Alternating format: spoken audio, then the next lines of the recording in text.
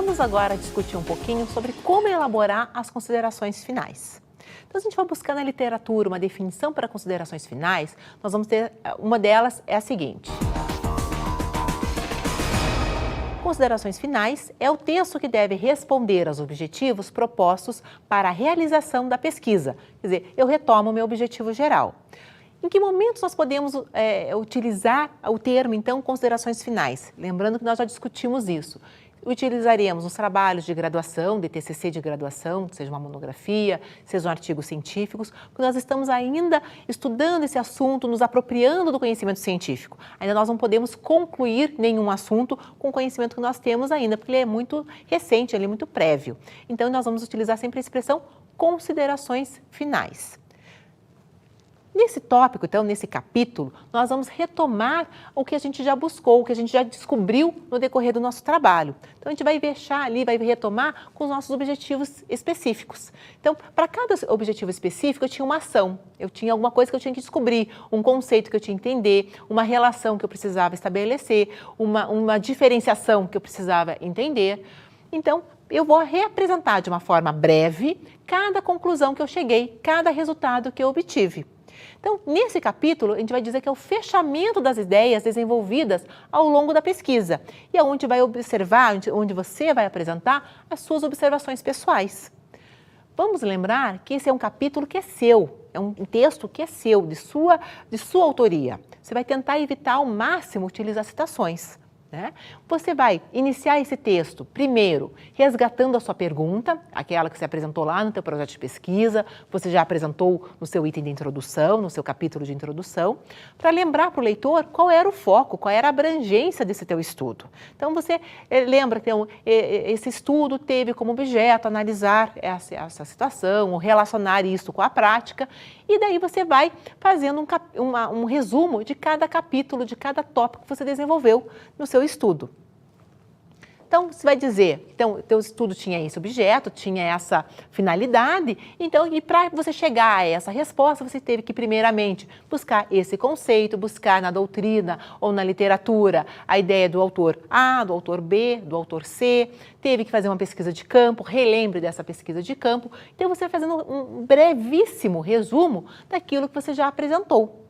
Daquilo que você já questionou, daquilo que você já criticou, de como você já se posicionou, para daí então apresentar a sua resposta. É interessante que você elabore, vamos pensar nessa estrutura gráfica, que para cada objetivo específico que você tinha, você elabore um parágrafo discutindo aquele assunto, aquele conteúdo que você teve que se aprimorar, que você teve que buscar autores. Então, vamos pensar que um parágrafo para cada objetivo específico.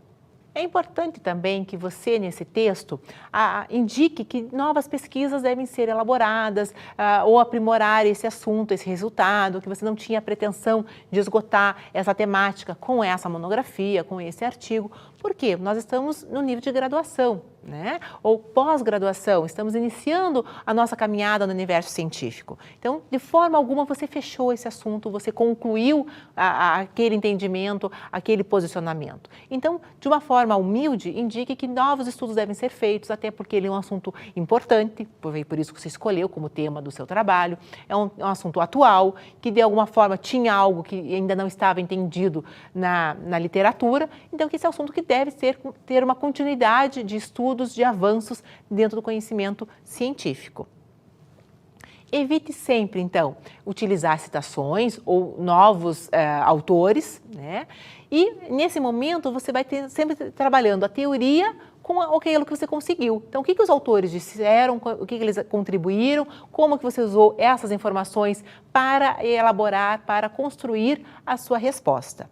De forma alguma, agora, você vai trazer um conceito novo, um autor que você nunca trabalhou no trabalho e agora apresenta no seu texto de conclusão, de considerações finais. Então, tudo que você precisava estudar, apresentar, aprimorar, você fez naquele tópico de fundamentação teórica, naqueles capítulos que eram em relação à fundamentação teórica, ao referencial teórico. Uma outra coisa que você não deve utilizar nesse capítulo é a topicalização, listagens, né? Então, olha, lembram esses artigos? Não, isso já foi apresentado lá no tópico da fundamentação teórica. Agora a gente conclui, a gente faz um breve resumo e apresenta ao leitor o nosso posicionamento final, quer dizer, o que nós aprendemos com esse trabalho.